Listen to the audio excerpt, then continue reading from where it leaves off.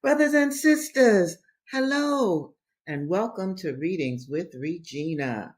And I want to remind you to please hit that like button. It means something to YouTube. What can I tell you? Also, I want to welcome all of my new subscribers. I thank you from the bottom of my heart. Okay, Readings with Regina is about reading to you your Black literature. I am interested in all things that have to do with African people on the continent and certainly in the diaspora and certainly in the Americas, in America, in the United States, where I reside, and most of you who are watching me reside. And the reason that I am reading literature to people is because to read or to be read to does wonderful things for the brain. It makes new connections within the brain. And one of the things I want to do while I am still on earth is to raise the intellectualism, especially of my people and certainly American people in general. But I want to start off with some news that's very disturbing. Then I'll also give you some news that's kind of good. Not kind of good, it's good. It's about Africa. It's about the continent of Africa and what's going on in the Sudan. See, I don't like war. Now, I'm a member of the Black Panther Party for self-defense forever, but it was the Black Panther Party for self-defense. All right? Self-defense, very important. What's going on in the Sudan is just awful between Qatar and the United Arab Emirate. I mean, Muslim fighting Muslim, African fighting African. No, that is not how we supposed to be. So, I'm very disturbed about what's going on the continent there and also in the Democratic Republic of Congo. But I'm not going to get into that. That is not the reason that I created Readings with Regina. But I will be giving you bits of what's going on around the Black world as I continue with my series. Now, the good news about Africa is, of course, Ibrahim Traore, the captain of Burkina Faso. Check him out. Also, Colonel Assimi Goita, who's running Mali. These are independent Black leaders. That is exceedingly important when you think about and know about the colonization of the continent. And there's Abdul Rahman Chiani, okay, of Niger. So there's good news on the continent. Independent Black leaders breaking away from the challenges, okay, the oppression from European colonizers. So I gave you the bad, I gave you a little bit of good. But what we're going to do here today, this is still the month of the Panther. I'm going to read to you from Seize the Time by Bobby Seale. This book was written in 1968. Bobby was in jail when he wrote this book. And he was in jail as a political prisoner on bogus charges because the powers that be that lead and have led this country, they wanted all Panthers to be dead. Understand that. So on Tuesday, this is Thursday, on Tuesday, I read to you the foreword that Bobby wrote in 1991 to the same book. Let me show you it again. Seize the Time. 1991, Bobby was in Philly. Yes. All right. Now I'm going to read you the foreword that he wrote for the same book in 1967, 1968. And I want you to think about any differences or commonalities that you hear. Now, one more thing before I start my reading. Remember, I want my videos to be shown by young people, precocious young people who are between, say, 10 and right up into their 20s. I want you to make sure that you share my videos with that demographic. Okay? Boom. Very important. These videos are teaching tools. Always know I am Dr. Regina Jennings. I'm not playing. And I want you to know everything that I know. All right. Here's Bobby. Here's the foreword to seize the time. There are a lot of misconceptions about the Black Panther Party. I wanted to write this book so people could have better insight into the inner workings of the party, so that people would have a more true understanding of the Black Panther Party, what it really does, the kind of people who are in it. I was one of those persons in it. Their everyday lives, the things they have happened to the party, the things that have happened to the party. Many things about us that appear in the mass media are distortions. Very important. In addition, the demagogic politicians have lied about the party and have lied about who the real enemy is. But here are the facts. A picture of what the Black Panther Party really is and how it operates. This book shows the chronological development of the party and how it grew out of the social evils of an unjust, oppressive system. It also shows that repression is a natural product of this wealthy, technological society owned and controlled by a small minority of people. Marx and Lenin would probably turn over in their graves if they could see lumpen proletarian Afro Americans putting together the ideology of the Black Panther Party. Both Marx and Lenin used to say that the lumpen proletariat wouldn't do anything for the revolution. But today, in a modern, highly technological society with its CIA, FBI, electronic surveillance, and cops armed and equipped for overkill. Now, this is 1967. This is 1967. Don't y'all see that today? Cops equipped for overkill. Here are Black Americans demanding our constitutional rights and demanding that our basic desires and needs be fulfilled, thus becoming the vanguard of the revolution, despite all attempts to totally wipe us out. Yes. We're not the vanguard because we wanted to be, but because it was given to us through the blood and death of our members, and because nearly 100 of us are political prisoners at present. So I see this book as the work of our leader and Minister of Defense, Huey P. Newton, and of our apprentice, Bunchy Carter,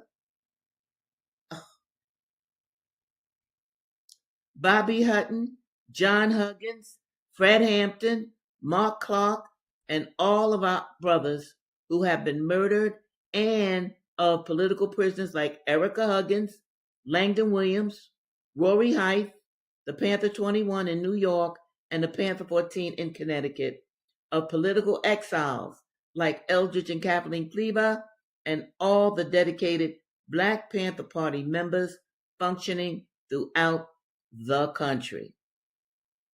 Now, let me just say this. If you go to my website at panthersister.com, you will see books and images by these people mentioned here. And I encourage you to do that. The life and existence of the Black Panther Party, the ideology of the party in motion, is a biography of oppressed America, Black and white, that no news report, TV documentary, book, or magazine has yet expressed. To do so, the media would let the people know what's really going on, how things have happened, and how we're struggling for our freedom. So before the power structure, through its pigs, attempts to murder any more of us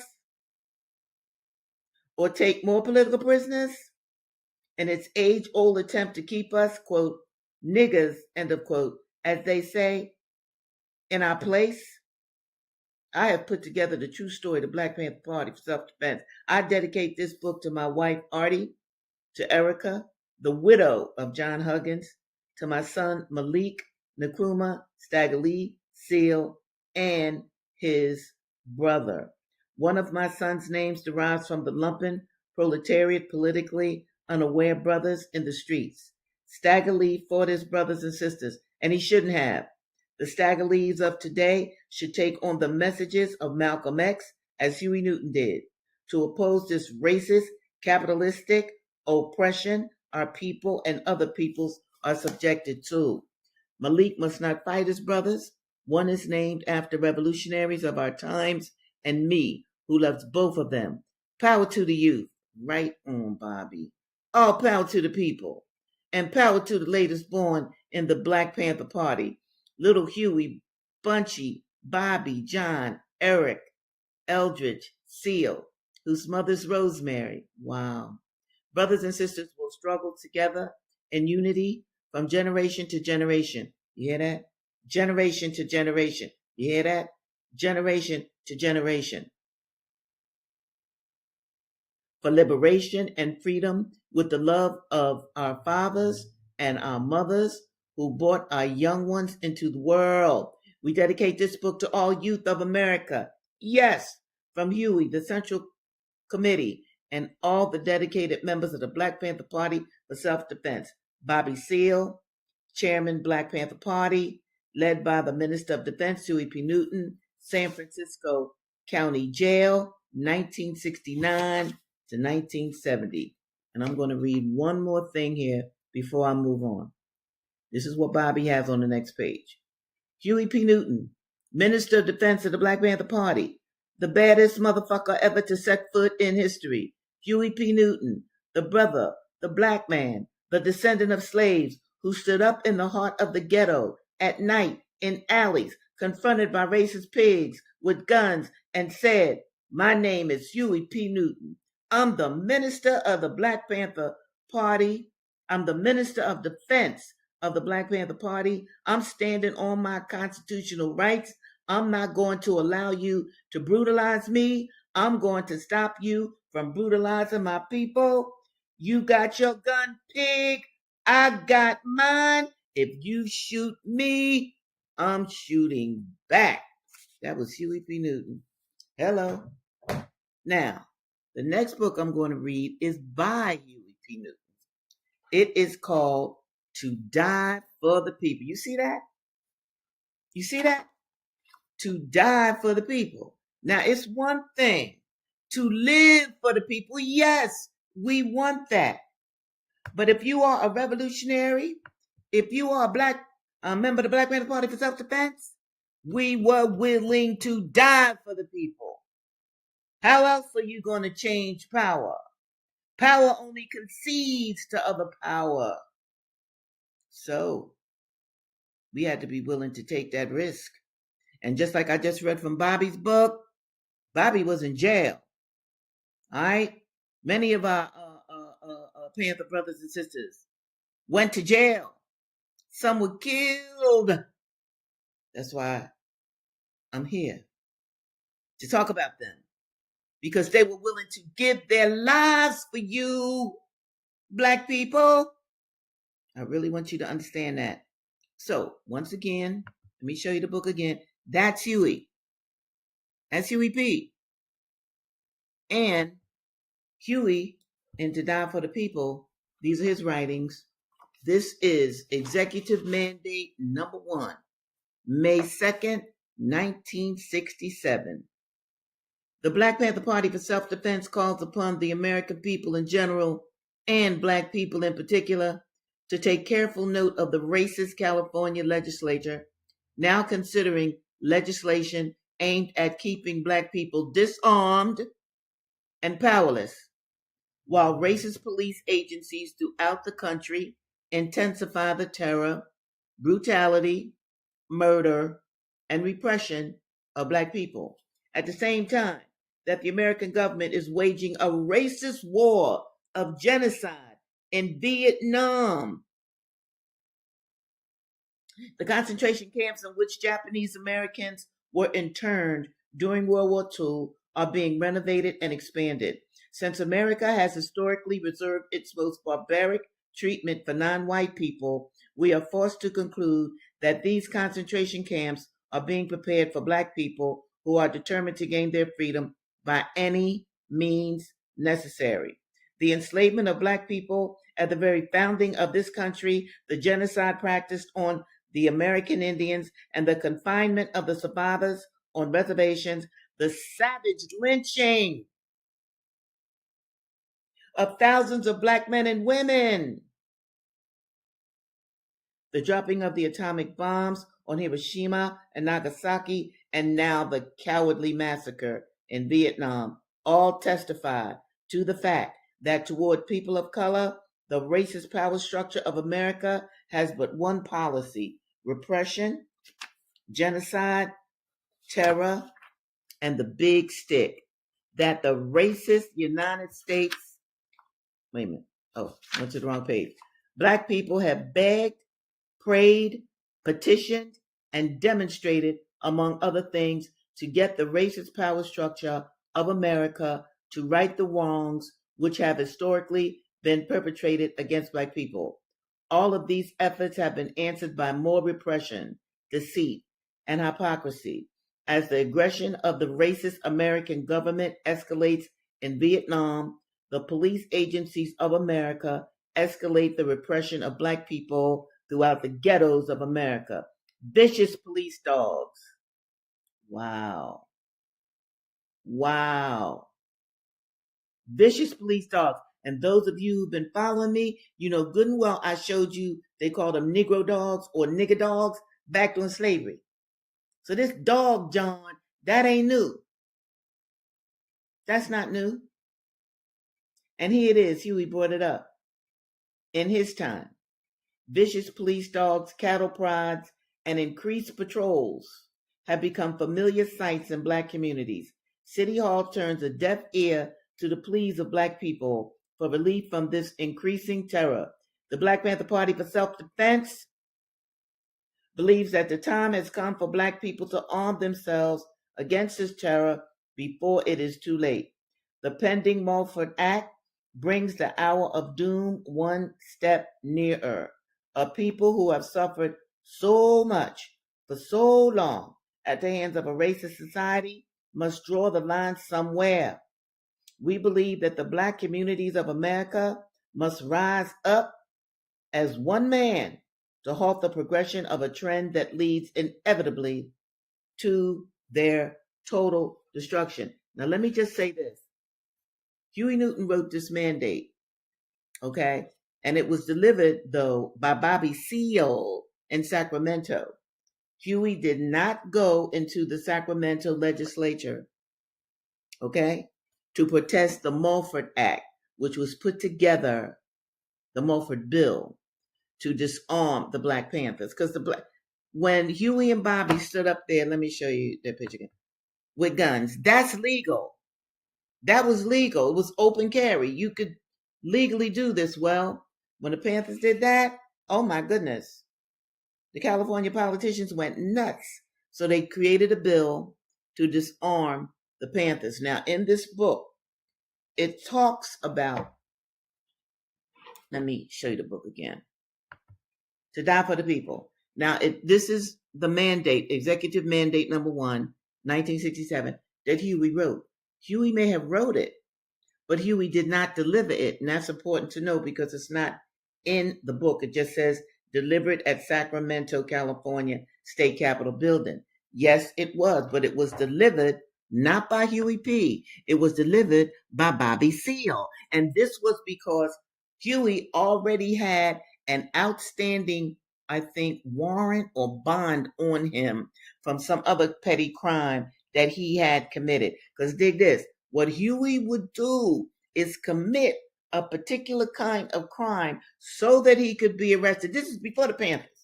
So that he could be arrested and then go to court and see how he was treated in court and how he could obtain his liberty. Huey did that. He wanted to test the laws in this country. So the Panthers voted him down. He wrote the mandate, but he did not deliver it. Bobby and the Panthers went up to Sacramento. Oh, those brothers, look up that picture if you haven't seen it. It is incredible. All right. Bobby delivered that mandate, but Huey wrote it. Let me show this comment. He's a very, yes. Sa'a, how you doing? Wonderful to see you here. Absolutely. Very expressive. And check this out. I want y'all to be thinking about, especially for those of you who saw Tuesday's show. If you didn't see the show before this one, go back and see it, because I read what Bobby wrote in 1991 for this same book. Okay? The same book. I want to show you the book again. In 1991, the book was revised. Bobby wrote the foreword. But the foreword that I read to you today, he wrote that in 68 when he was in jail himself. And he was in jail on 2 different major charges. I mean, this is incredible. But let me just tell you this. He beat them all. But I want to talk about that. I want to share that with you, because that's how this government, this country, the FBI, CIA, wanted to stop the Panthers by arresting them on any kind of a charge, okay? He was arrested when he took the brothers to Sacramento. Boom. He was also arrested when he gave a speech at the Democratic Convention in 68. So he had 2 court appearances in 2 different venues. This was the kind of courage, bravery, and absolutism that Huey Newton, Bobby Seale, and the rest of the Panthers and the Panther leaders expressed. All right, brothers and sisters, I'm now going to go to, where is it? Assata. Assata. I just want to make sure that I get Assata in. All right, that's very important. I'll be reading her next week too. Now, October, like I mentioned before, is the month of the Panther. Yes, Bobby Seale and Huey Newton put together the Black Panther Party for Self-Defense October 15th through 16th. Okay? That's when the party started. That next day. It took them 2 days to put together those 10 points that I read to you on Tuesday. They actually spent the night in Bobby Seale's West Oakland office, where he was a youth counselor, to put together the tenets and principles of the Black Panther Party for self-defense. Yes, the brothers admired King. Understand that. Oh, yes, they did. They especially admired him when he talked about let's boycott, dig, right, keep your money in your pocket if these racists are treating you in a way that is horrible. But they couldn't march. Not these brothers and not these sisters. Nah, we say we are not going to march. Forget a march. If the racist police come at us, we had something for them. Yes, we were the protectors of the Black community. Yes, as Bobby said, we became the vanguard army for Black people. And I want my Black listeners to really understand what that means. You had a Black army.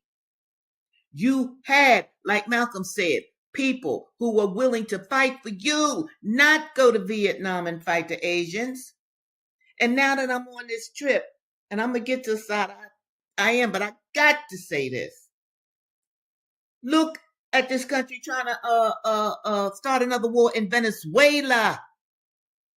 You tell me what Venezuela has ever done to the United States. You tell me that. Look how they have killed people in boats. How do we know they were drug smugglers? How do we know? Why didn't they just stop the boat, arrest the people, and let them go to trial? No!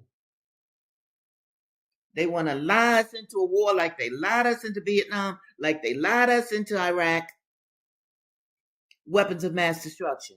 All right, I'm going to stop because I really do want to get to Assata. That's very important. But I want you to see the historical connections.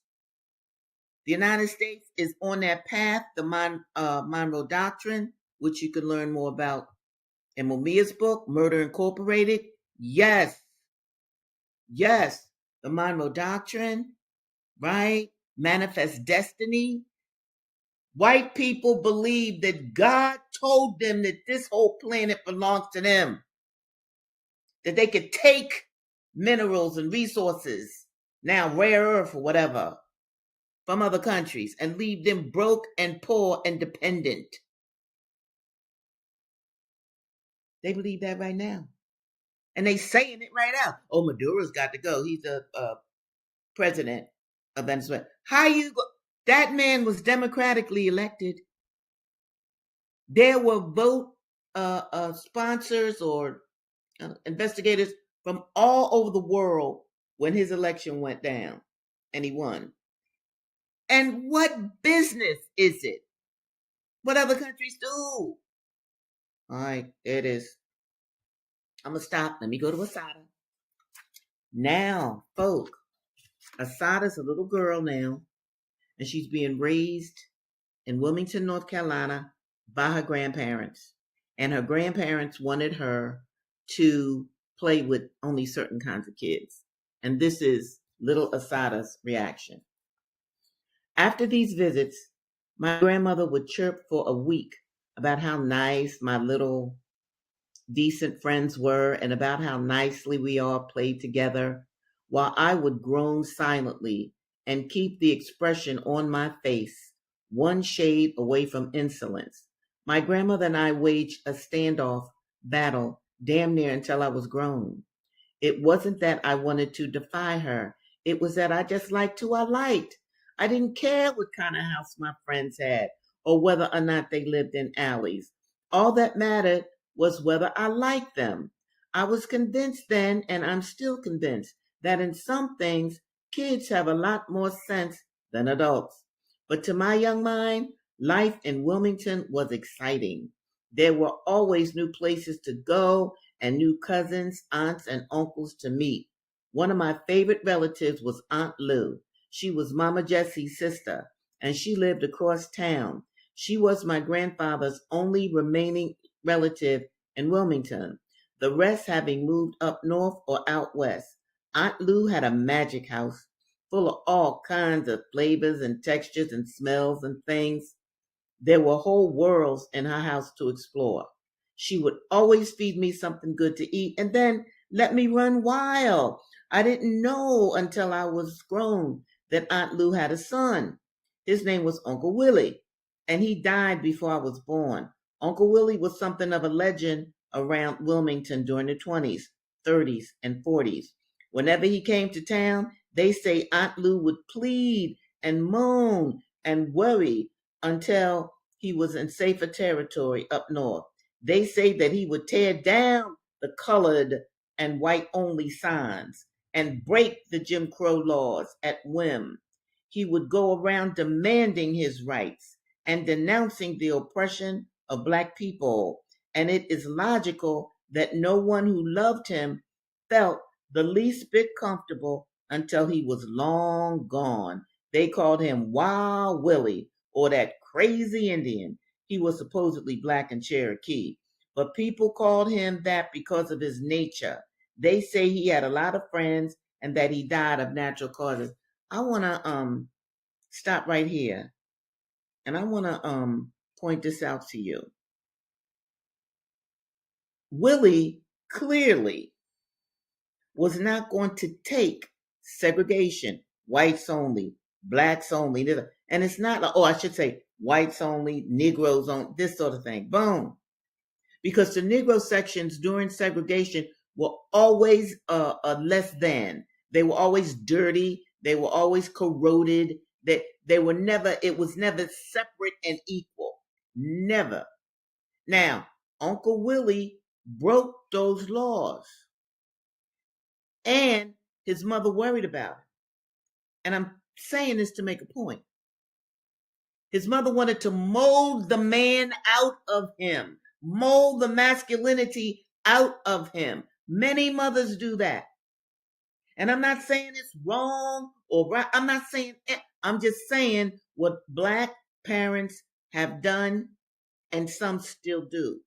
Y'all just, don't say nothing. Don't. And a lot of Black men and women will grow up timidly, not knowing how to interact or interface with white people. And I'm not just talking about what I've read. I had a problem coming from a solid Black community and then being thrown into an all-white space Why was the only black professor in the whole school? The only black professor. And what am I talking? The 1990s? Hey, ain't that long ago. Point though, Uncle Willie's mother worried about him. His friends worried about him. Now, why did they worry? They worried because Uncle Willie could be killed, beaten down, thrown in jail for exercising his human rights. So, my people, I want you to really understand the history of Black people in America. That is exceedingly important to me because very often, with what's going on now in our lives, you go to concerts, we see pretty people dancing, boom. But what about the Black political side of things? That's what I want you to know about. I want you to know, like Huey and Bobby knew, about the Constitution, about the Bill of Rights. I want you to read more. I want you to read with your children. I want you to show children my videos. Discuss my videos. Discuss what I read at the dinner table. All right, brothers and sisters, I'm about to clock out. Now, next week will be November. So we're going to drop the month of the Panther and we're going to go back into Incidents in the Life of a Slave Girl. We're going to go back to Ida B. Wells, that hero, and we're staying with the good sister, Assata. So until next week, when we get together again, all my subscribers know that I pray for you. Oh, yes, I do. I believe in the power of prayer. Absolutely. So I pray for you. I want you to pray for me as well. And I want you to do something wonderful for yourself and something wonderful for your people. I will see you next week. Take very good care. Bye now.